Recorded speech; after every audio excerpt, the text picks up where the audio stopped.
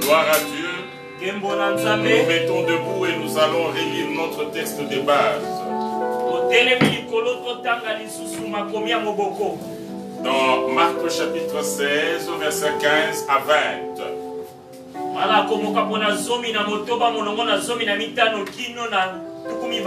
Et nous lisons au nom de Jésus.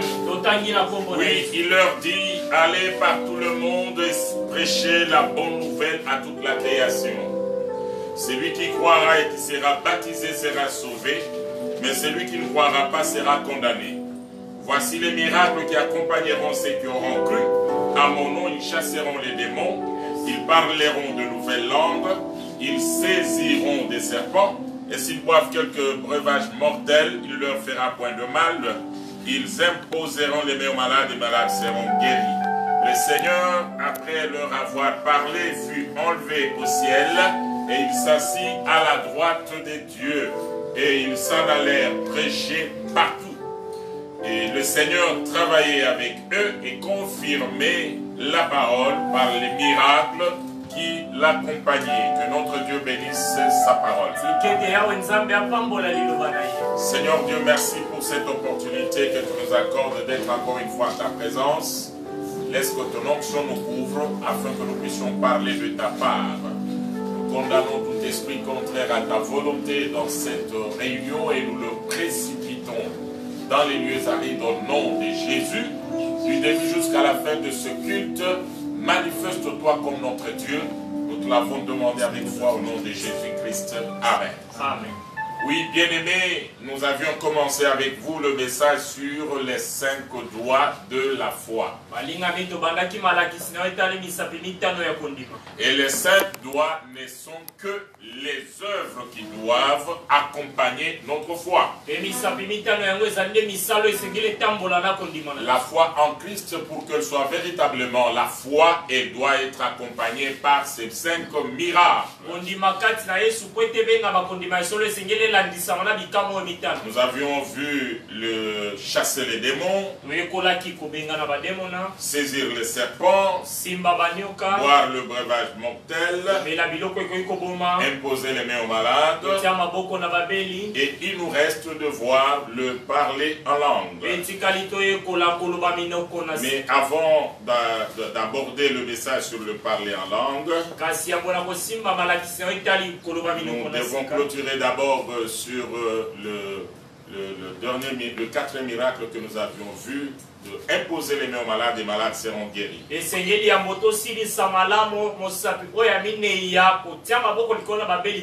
Nous avions dit que dans ce miracle, il y a la part du malade et il y a la part de Dieu. Nous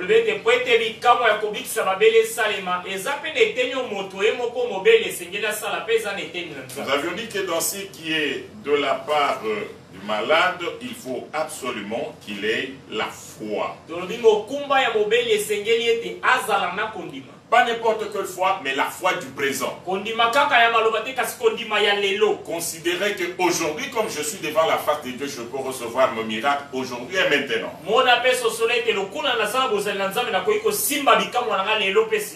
Et nous avions dit aussi que le malade doit refuser de regarder la gravité de la maladie ou se fier à toutes les déclarations du monde médical. Nous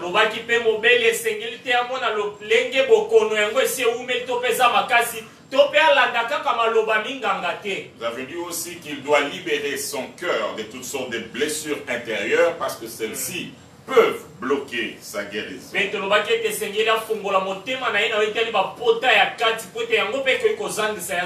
Et quand les hommes de Dieu viennent prier pour vous, il ne faut pas leur imposer le schéma qu'ils doivent suivre pour la prière pour vous. Laisse-les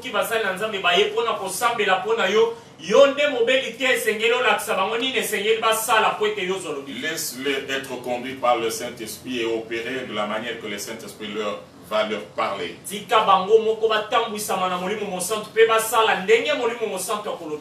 Il y a certains péchés qui peuvent bloquer la guérison, les péchés non confessés. Et puis le malade, quand il présente devant la face de Dieu, il doit s'abstenir de brandir ses mérites comme moyen pour sa guérison.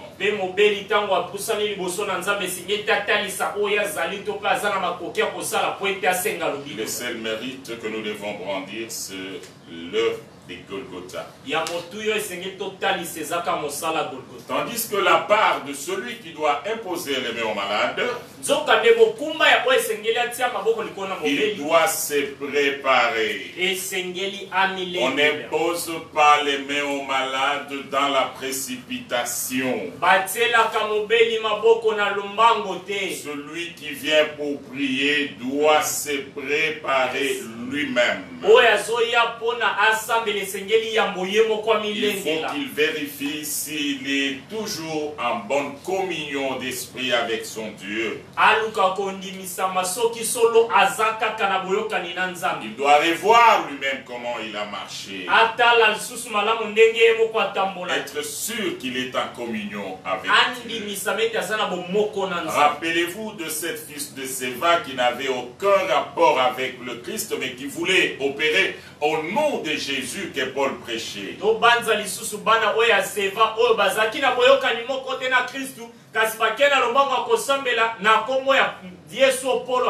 Donc celui qui doit imposer les malades doit d'abord avoir une communion avec Dieu et il doit se préparer.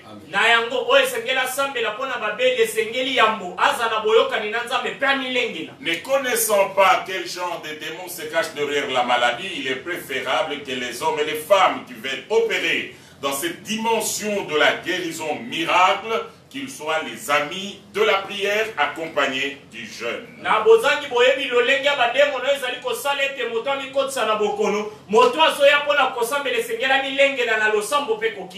Doit être vraiment un homme armé d'une grande foi lui-même. Il ne regarde pas la gravité de la maladie, mais qu'il voit la grandeur de Dieu. Et la personne qui doit venir prier doit communiquer la foi à celui qui est malade. Il doit savoir quel discours il doit tenir devant le malade, devant sa famille aussi. Il doit avoir un discours qui crée la foi. Et après, il peut procéder à la prière en ordonnant aux esprits méchants qui se cachent derrière la maladie de partir et prier en citant la maladie par son nom. Et ordonner à la maladie de quitter le corps. Voilà, là nous avions terminé la partie qui concernait le 4e doigt qui parlait de guérison de malades.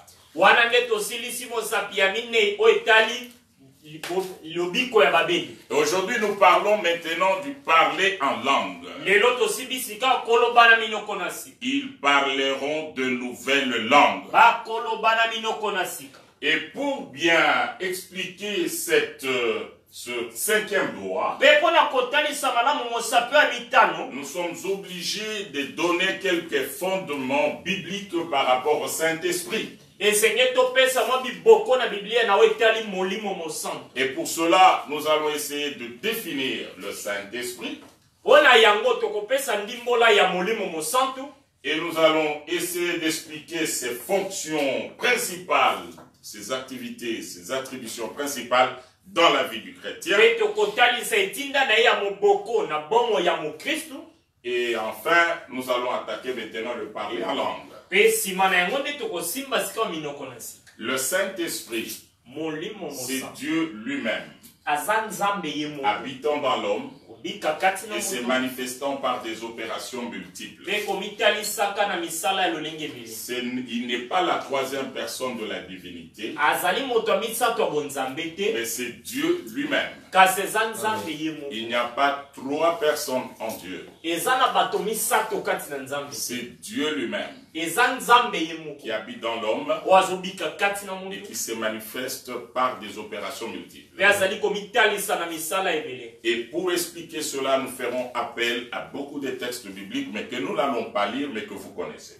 pepona yango tokotalisa meboko mingi ya Biblia tokotanga yango te kasi tokotanga tokolobela yango kaka po ete boyebi yango. Nous partirons d'abord de l'évangile selon Jean,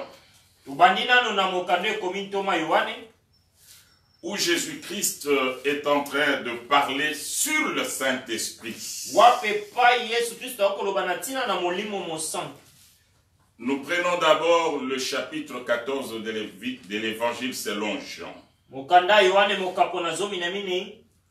Jésus-Christ déclare, Jean 14, à partir du verset 15 jusqu'à 18.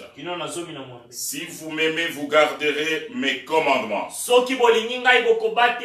moi, je prierai le Père. Et il vous donnera un autre consolateur, afin qu'il demeure éternellement avec vous.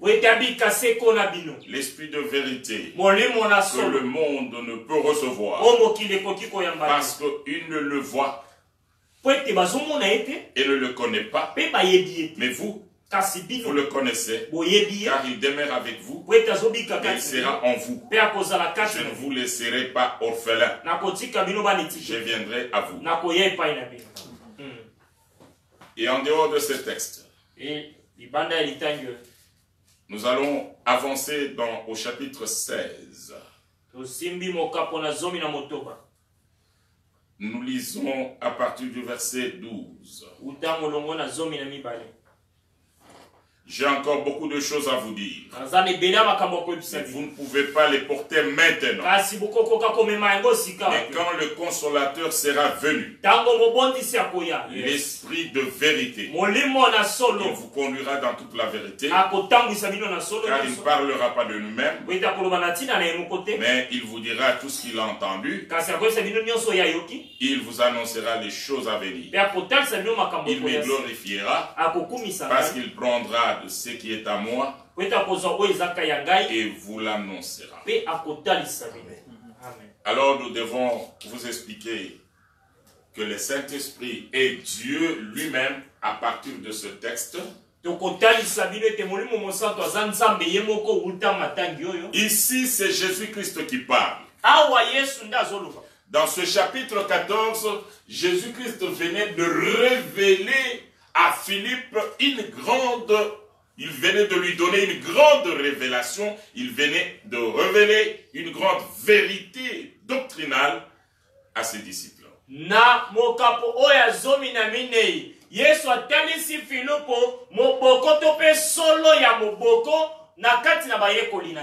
Il a parlé aux disciples qu'il y a beaucoup de demeures dans la maison de mon Père.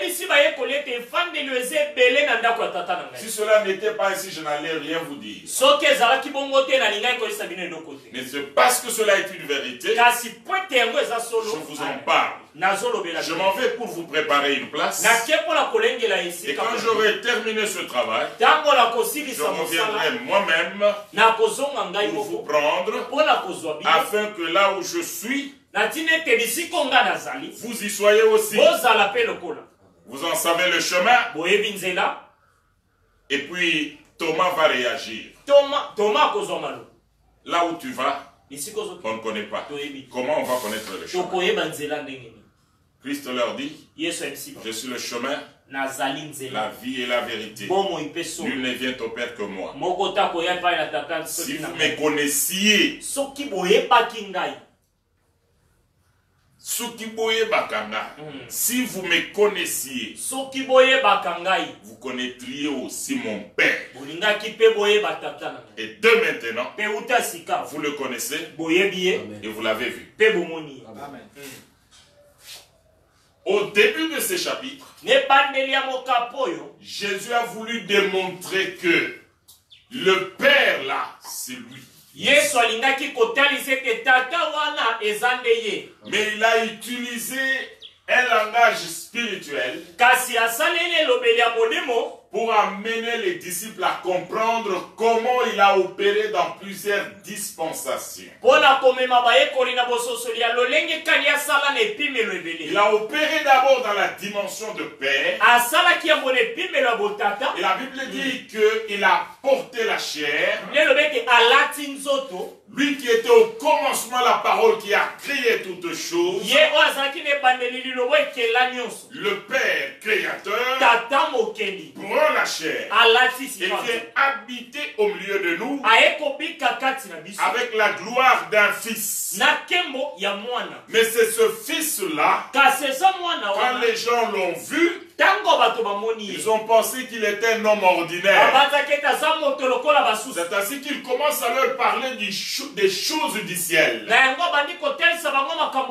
Il leur dit, moi qui suis venu du ciel là, je rentre là-bas pour vous préparer la place. Et après je veux revenir vous prendre. Pour que là où je suis, vous y soyez aussi. Et il ne dit pas là où je serai. Là où je suis, je le serai. Je serai avec vous. Alors, bien aimé, les disciples étaient tourmentés par cette grande révélation. Quand il leur dit, vous savez où je vais, et vous en savez le chemin. Nous ne connaissons même pas là où tu vas. Mais comment nous allons connaître le chemin? Il leur dit, moi je suis le chemin, la vie et la vérité. Jusque là, il donne une grande révélation, mais personne ne comprend. Il ajoute une autre. Il dit, si vous me connaissiez, vous connaîtriez aussi mon Père. Mais de maintenant, vous le connaissez et vous l'avez vu. C'est-à-dire le Père est devant vous. C'est pourquoi elle dit, vous l'avez vu. Philippe considère que ça, c'est quelque chose de difficile à avaler. Il lui dit, nous ne voulons pas beaucoup de gymnastique. Montre-nous le Père et cela nous suffit. C'est le verset 8. Montre-nous seulement le Père. On ne va plus te déranger. Cela nous suffit. Jésus prend la parole. Il y a si longtemps que je suis avec vous. Tu ne m'as pas connu, Philippe. Or, Philippe ne lui demandait pas, montre-nous le Fils. Ne lui demandez pas qui tu es. Philippe avait besoin de connaître le Père là, c'est qui il est. Et Jésus lui dit, donc tu me demandes où est le Père. C'est que comme je suis là devant toi, tu ne me connais pas. Maintenant que je venais de vous dire que vous connaissez le Père et vous l'avez vu.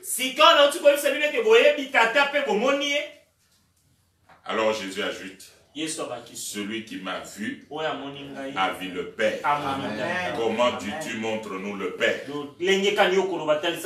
Donc Jésus n'est pas devant nous comme un représentant du Père, mais c'est Dieu lui-même. Tu m'as vu, tu as vu le Père. Je ne suis pas un messager comme Jean-Baptiste qui est venu pour vous présenter le Messie qui vient. Jean-Baptiste, c'était un grand prophète. Et il avait pour mission de présenter Christ. Mais Jésus n'était pas venu pour présenter quelqu'un. Et il est venu révéler le Père. Le Père en question, c'était lui-même.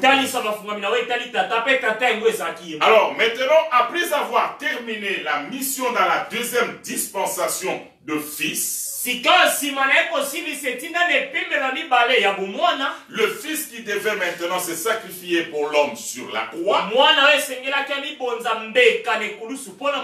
il fallait maintenant qu'il entre dans une autre dimension, dispensation du Saint-Esprit. C'est ainsi qu'il leur prépare, il les prépare en disant que physiquement vous n'allez pas me voir. Je m'en vais. Mais vous, je serai avec vous. Il leur parle de l'Esprit de Dieu. Il leur dit, demandez au Père qu'il vous donne le Saint-Esprit pour qu'il demeure éternellement avec vous. Et il commence à donner des révélations sur le Saint-Esprit. L'Esprit de vérité que le monde ne peut recevoir parce qu'il ne le voit pas et il ne le connaît pas. Mais vous connaissez le Saint-Esprit car il demeure avec vous, mais il sera en vous. Donc le Saint-Esprit demeurait avec les apôtres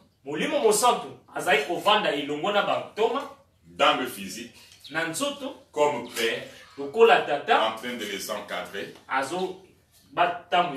mais après un temps il ne veut plus être avec eux. Avec eux, c'est une autre dimension qu'on appelle Emmanuel, Dieu parmi nous, Jésus-Christ.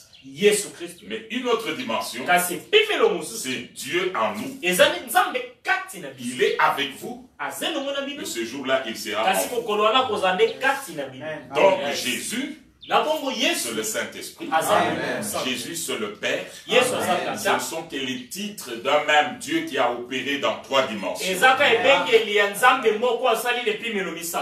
pourquoi il avait pris soin de prévenir déjà les enfants d'Israël qu'il n'y a pas de Dieu.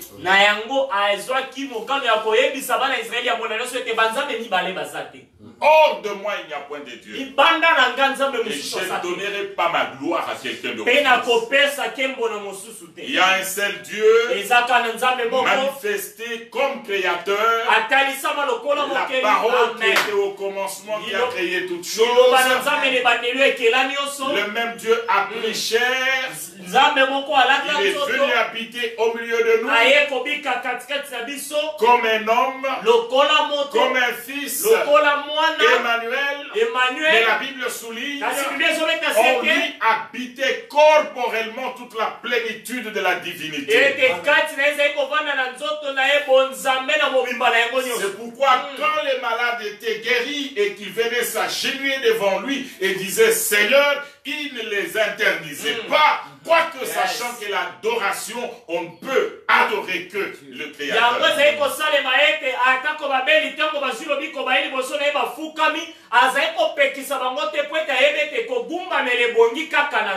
Amen. Alléluia. Amen. Cet aveugle-né, il a guéri et le débat commençait entre les pharisiens et lui et sa famille. Et quand le jeune homme a insisté pour demander aux pharisiens s'ils voulaient devenir disciples de Jésus, ils ont été très irrités et l'ont chassé. Et Jésus a rencontré le monsieur. La Bible dit, sachant qu'on l'avait chassé du synagogue, il est allé le rencontrer. Il lui a posé la question, est-ce que tu crois au Fils de Dieu?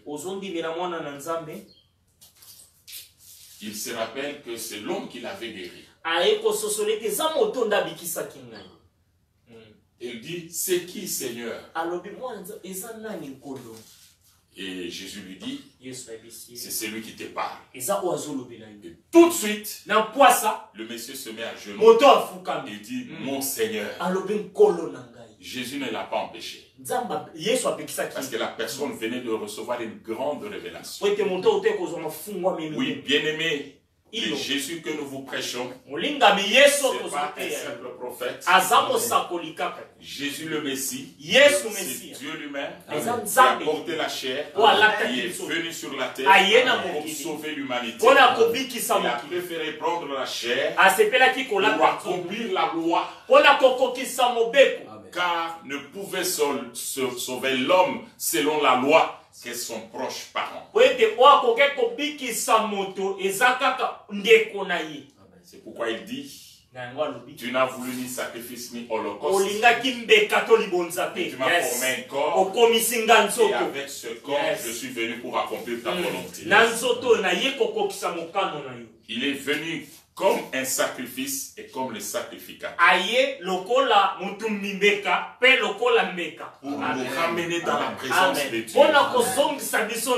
Après avoir fait ce travail, il dit aux disciples, je ne vous laisse pas comme des orphelins. C'est que je quitte maintenant la dimension de votre frère. Ce n'est pas un grand frère qui va dire à ses frères, je ne vous laisse pas orphelin. C'est le papa. Et il dit, je serai avec vous jusqu'à la fin des temps. Le Saint-Esprit, Dieu avec vous, mais ce jour-là, il sera en vous.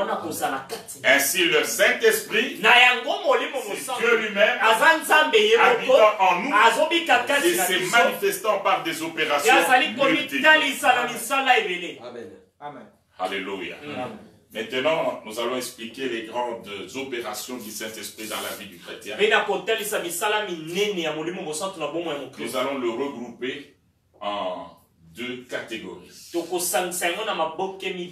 D'abord, nous avions lu, quand il viendra, il vous conduira dans toute la vérité. La vérité qui est la parole.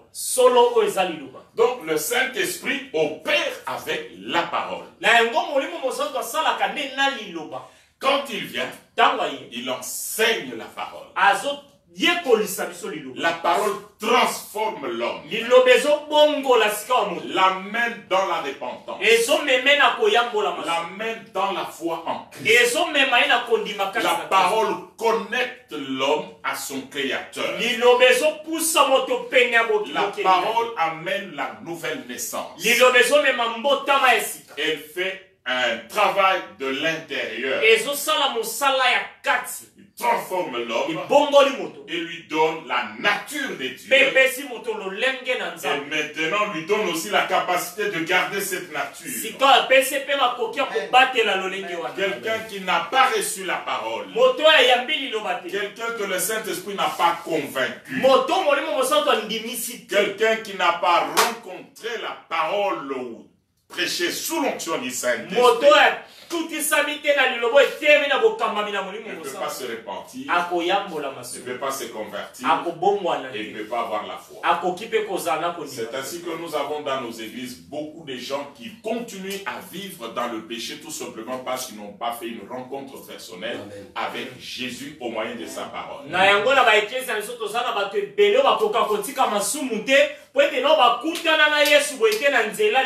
Tu es venu à l'église comment? Parce que les parents t'amènent. Et toi, personnellement, tu n'as jamais fait une rencontre personnelle avec le Seigneur. Tu viens à l'église pourquoi? Parce que les amis vont. Moi aussi j'y vais. Tu te retrouves là-bas comment? Tu aimes l'ordre qu'il y a dans cette église. Tu aimes là où on prêche en français. Tu aimes là où on prêche en anglais. Tu aimes là où l'ordre est bien en place. On ne prend pas beaucoup de temps dans la prédication pour te donner le temps d'aller faire tes affaires. Tu aimes parce que là-bas il y a des très bons cantiques. Ils chantent très bien. Ils ont une très bonne sonorisation. Cela ne peut pas te connecter au ciel. Ne fera jamais de toi un enfant de Dieu. On devient enfant de Dieu au moyen de la parole. La parole a touché ton cœur. La parole t'a mené à la repentance. Et la parole a créé en toi la foi en Christ. C'est alors que ta vie peut changer. C'est alors que tu peux automatiquement abandonner le péché. Tu auras horreur du péché. Tu auras honte de la vie du péché. Tu sentiras le péché comme les microbes que tu ne voudras jamais mettre dans ta vie, dans ton corps. Et cela sans effort de ta part. Le Saint-Esprit, dès qu'il entre en toi, commence à te conduire. Il te donne le dégoût du monde, le dégoût du péché. Et le Saint-Esprit te donne l'amour de Dieu. La Bible dit, l'amour de Dieu est répandu dans nos cœurs par le Saint-Esprit. Tu n'as pas besoin qu'on te sensibilise pour venir à l'église. Tu n'as pas besoin que le pasteur t'appelle. Mais le Saint-Esprit nous a été donné pour qu'il reste avec nous éternellement. Le pasteur peut tomber malade. Le pasteur peut mourir. Mais ta relation avec Dieu va rester intacte. Parce que tu n'es pas conduit par ton pasteur. Mais tu es conduit par le Saint-Esprit. Quand le Saint-Esprit viendra, il nous conduira dans toute la vérité. Oh, je me rappelle quand j'étais jeune, en lisant les Écritures, je me posais des questions si avec mon âge en ces temps-là, je pouvais être à mesure de prendre l'engagement pour me faire baptiser. Je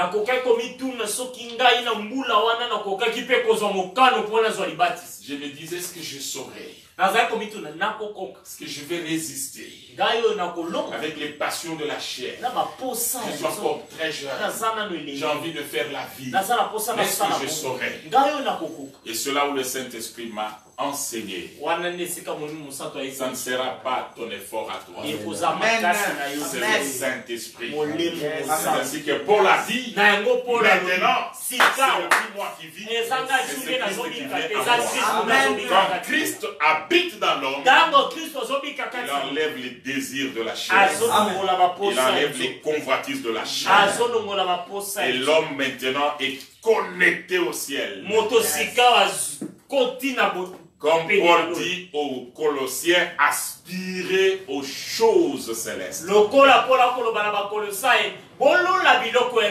c'est le travail du Saint-Esprit. Tu commences à avoir soif de la prière. Tu commences à avoir soif de la parole. Tu as soif d'aller dans la maison de Dieu. Tu n'as pas besoin d'un frère ou d'une sœur à côté pour éviter le péché. Mais la crainte de Dieu, c'est devenu ta vie. Ça, c'est le Saint-Esprit en nous. Maintenant, une grande deuxième activité du Saint-Esprit. Je reviens d'abord sur ce point avant de terminer. Quand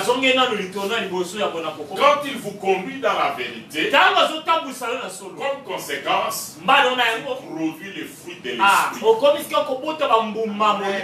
Tu ne forces rien. L'amour, la crainte de Dieu, la patience, la bonté, tout ce qu'il y a comme fruit de l'esprit, tu les produis sans effort. Car le Saint-Esprit a pris sa place. Maintenant, le Saint-Esprit sur nous. Oui, là, c'est la puissance pour témoigner Christ. Le Saint-Esprit, quand il viendra sur vous, la puissance de Dieu descendra sur vous. Il va vous accompagner pour que vous puissiez témoigner Christ. Le chrétien doit servir. Le chrétien doit travailler pour Dieu. Mais il ne peut pas le faire charnellement. Quand vous forcez dans la chair, vous serez bloqué quelque part. La puissance pour servir vient du Saint-Esprit. Et c'est là où nous voyons les dons spirituels.